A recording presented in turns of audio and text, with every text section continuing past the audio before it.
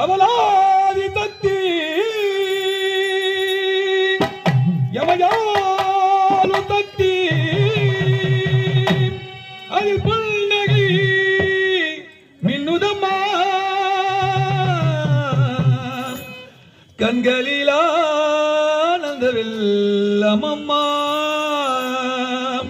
கண்களில் ஆனந்தவில்லமம்மா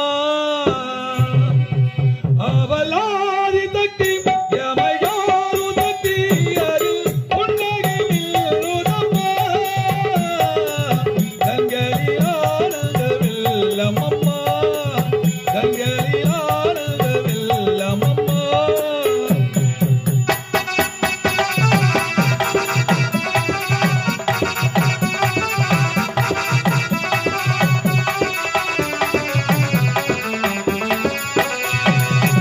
அச்சுதலை போற்றுகின்றாய் ஆறுதலும் வழங்குகின்றாய் அச்சுதலை போற்றுகின்றாய் ஆறுதலும் வழங்குகின்றாய் ஏழிசை தாரும் அம்மா இசையெல்லாம் வரும் தாராய் இனிதான நலம் தாராய் இசையெல்லாம் வரும் தாராய் இனிதான நலம் தாராய் என் குலம் வாழ நலம் வாழ விளக்கேத்துவாய் எங்கள் குலம் வாழ நலம் வாழ விளக்கேத்துவாய் அவளாதி தத்தி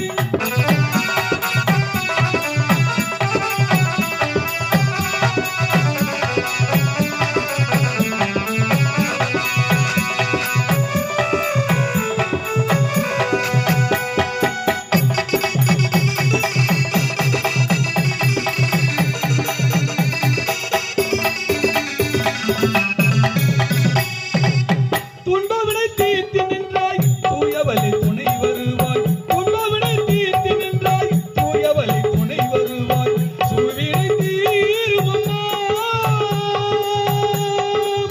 சொந்தமெனும் அடியார்க்கு சோதனைகள் ஏனம்மா சொந்தமெனும் அடியார்க்கு சோதனைகள் ஏனம்மா என் குலம் வாழ நலம் வாழ விளக்கேத்துவான் எங்கள் குலம் வாழ நலம் வாழ விளக்கேத்துவான் அவளாதி தத்தி யமயாலு தத்தி அது புன்னகை மின்னுதம்மா கண்களில் ஆனந்தவில்லமம்மா கண்களில் ஆனந்தவில்லமம்மா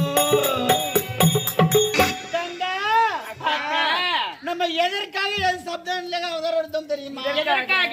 இந்த உத்தம தானபுரியில் உக்கிரேச மன்னன் இருக்கின்றானே அவனோ ஆண்டனேல் என்று அகம் கொண்டிருக்கான் கடவுளே என்ற கர்வம் கொண்டிருக்கான் நாட்டு மக்களை வணங்கி விடுவதும் கிடையாது நம்மளை அன்னம் படைப்பது கிடையாது நம்மளை தூப ஆராதனை ஏற்றுவதும் கிடையாது நம்மளை திருவிழா செய்வதும் கிடையாது அவனும் ஆணவத்தோடு இருக்கிறான் அவன் ஆணவத்தோடு இருக்கிறான் இல்ல அவன் ஆணவத்தை அடக்க வேண்டும் என்றால் வடக்கே வைரமிக தடாக பகுதியில் விவசாயிகள் நன்றாக பயிரிட்டு இருக்காங்க. அப்படியா? அங்கு சென்று கதிர்களை அறுத்து வந்து அது வட்டப்பாறை மீது வணக்கி அது அவ்வளவு இடித்து உணவு புசிக்க வேண்டும். இப்போ எங்கே செல்ல வேண்டும்? வைரமேக தடாக பகுதி செல்ல வேண்டும். புறப்பட்டு வாங்கடி போகலாம்.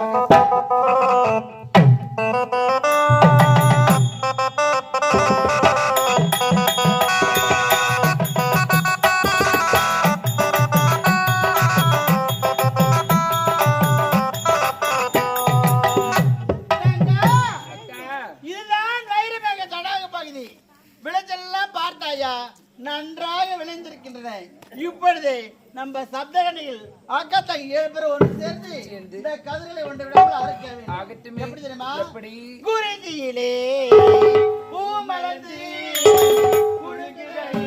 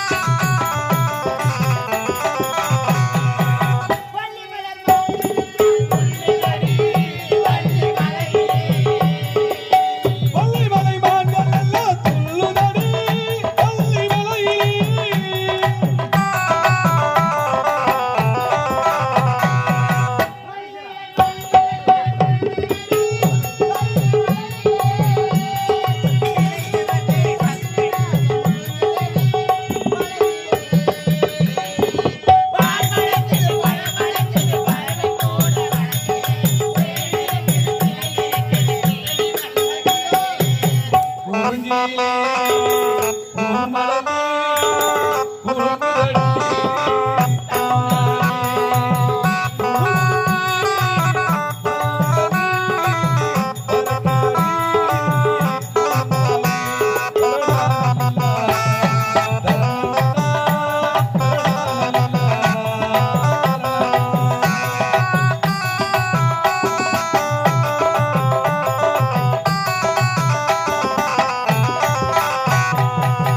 தங்க, அக்கா நம்ம சப்தங்களில் ஒன்று சேர்ந்து சேர்ந்து கதிரில ஒன்று விடம்ல அறுத்து விட்டோம். அறுத்து விட்டோம். இப்பொழுது வயிறு மேல தடாகப்பதி எடுத்து சென்று இது அவ்வளோ எடுத்து உணவு பசிக்கலாம். ஆகட்டும்.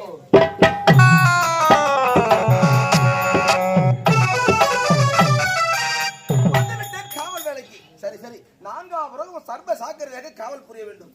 ஆஹா, வடக்கு வைரமேக தடக பகுதியில் விளைந்த நெற்கதிர்கள் அழைத்து திருடு போயிருக்கிறது. இதை யார் அறுத்து சென்றிருப்பார்கள்? ஒன்றுமே புரியவில்லையே. இந்த பக்கம் யாருமே வரலையே. எப்படி அந்த கதிர்கள் எல்லாம் திருடு போனது? ஐயோ, எந்த வருடமும் இல்லாமல் இந்த வருடம் விளைச்சல் அமோகமாக விளைஞ்சிருக்கிறது. ஜாக்கிரதையாக காவல் புரிய வேண்டும் என்று உரைத்தாரே மன்னர். அப்படி இருக்கும்போது எனக்கே தெரியாமல் இந்த நெற்கதிர்கள் அனைத்தும் திருடு போய் விட்டதே. நான் என்ன செய்வேன்? மன்னருக்கு என்ன பதில் சொல்வேன்? இறைவா, எனக்கு ஒன்றுமே புரியவில்லையே. இப்படியும் நடக்கும் என்று எவருக்கு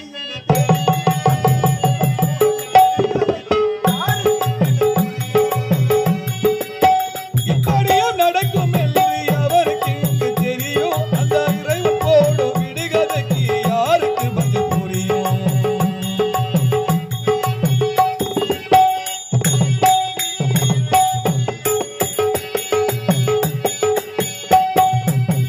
இப்படியும் நடக்கும் என்று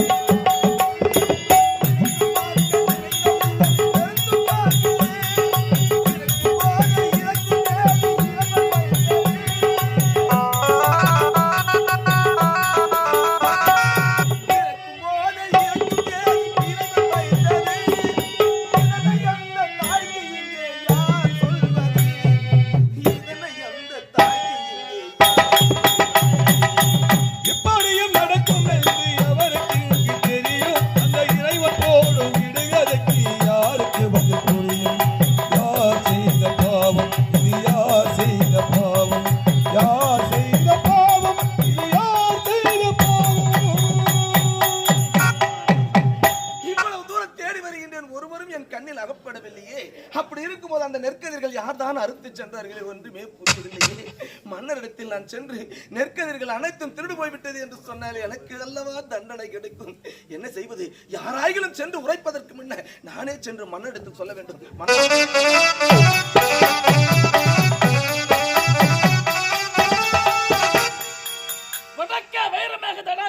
காவலுக்கு சென்ற வெள்ளச்சாமி இன்னும் வரவில்லையே. சரி சரி, பதட்டம் எதிர்பார்க்கிறேன். வடக்கு வைரமேக தடாக பகுதியில் விளைந்த நெற்கதிர்கள் அனைத்தும் களவு போயிருக்கிறது. நெற்கதிர்கள் களவாய்விட்டதா? யார் களவாடினார்கள்? எங்கே இருக்கிறான் அந்த கல்வன்?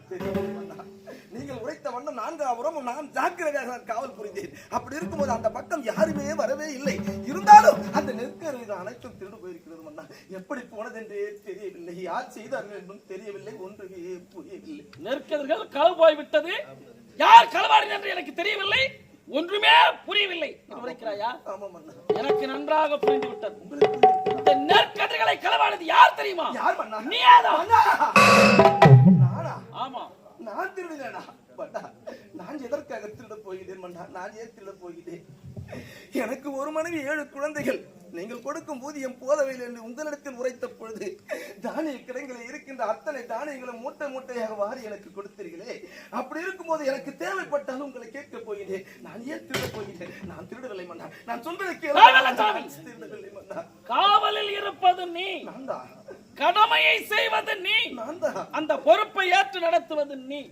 அப்படி இருக்கும் பொழுது உனக்கு தெரியாமல் அந்த நெற்கதிர்கள் எப்படி களவு? அதுதான் ஒன்றுமே புரியவில்லை மன்னா. எனக்கே தெரியவில்லையே. நான் காவல் புரிந்தேன். என் காவல் வேலையிலே களங்கம் ஏற்பட்டு விட்டது. முப்பாட்டம் பரம்பரையாக நாங்கள் காவல் புரிகின்றோம். என்றாகிலும் எங்கள் காவல் வேலையில் களங்கம் ஏற்பட்டது உண்டா? என் காவலில் ஏற்பட்டு விட்டது மன்னா. யார் திருநாள் என்றே தெரியவில்லை. தெரியவில்லை மன்னா. சிறு வயதிலே சிறுபிள்ளையாக சிறு குழந்தையாக இருந்தானே உன் தாய் தந்தைகள் இருந்து விட்டார்கள். குழந்தையாக நான் இருந்து எடுத்தேன். என் பிள்ளைக்கு பிள்ளையாக, நண்பனுக்கு நண்பனாக, தோழனுக்கு தோழனாக உன்னை வளர்த்தேன். திருமணம் முடித்து வைத்தேன். 7 பிள்ளைகளை பெற்றெடுத்திருக்கிறாய். 7 பிள்ளைகளுக்காகத்தான் நான் வாழ்கிறேன் என்று என்னிடத்தில் ஒவ்வொரு நாளும் முறையிடுவாய். ஒரு நாள் குழந்தைகள் பட்டி பசியாக வாடி தவிக்கிறார் இடத்தில் வந்து முறையிட்டாய். நான் என்ன செய்தேன்? தானிய கடைகளில் நெல்மலை மூட்டையாக எடுத்து கொடுத்து அனுப்பினேன். அப்படி இடத்தில் ஒரு வார்த்தை கேட்டிருந்தால் நான் கொடுத்திருப்பேன். இப்படி நீ திருடுவாய். மறுபடியும் என்னை திருடன் என்று சொல்ல வேண்டாம். நான் திருடவில்லை மன்னா. நீங்கள் உரைப்பது போல சின்னஞ்சிறு வயதிலிருந்து என்னை பார்த்துக் கொண்டிருக்கின்றீர்கள். நான் எப்படி மன்னா உங்களிடத்தில் திருடுகிறேன்? இல்லை மன்னா, இல்லை. நான் சொல்வதை நம்புங்கள் மன்னா. வேலுச்சாமி, 3 தலைமுறையாக நீங்கள் காவல் புரிந்து வருகிறீர்கள். 3வது தலைமுறையாக நீ காவல் புரிகிறாய். உண்மைதான். இதுவரையில் இப்படிப்பட்ட ஒரு தவறு நடந்ததே கிடையாது. இருந்தாலும் உனக்காக நான் ஒரு அவகாசம் தருகிறேன். இந்த நெற்கதிர்களை களவாடிய கல்வன் யார் என்ற அந்த கல்வனை இன்னும் 6 தினங்களுக்குள் கண்டுபிடித்து கொண்டு வந்த இடத்தில் நீ ஒப்படைக்காவிட்டால் 7வது நாள் உனக்கு தூக்கு தண்டனை.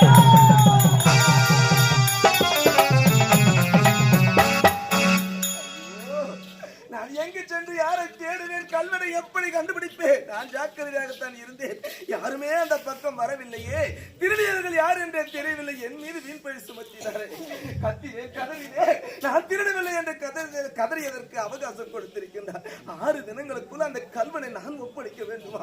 அப்படி ஒப்படைக்க விட்டால் 7வது தினம் எனக்கு தூக்கு தண்டனையா? நான் என்ன செய்வேன்? நான் இறந்து விட்டால் என் மனைவி மக்கள் அனைவரும் நடு வீதியிலே நின்று விடுவார்களே. அவர்களுக்கு வேறு யாருமே ஆதரவு கிடையாது. நான் என்ன செய்வேன் இறைவா?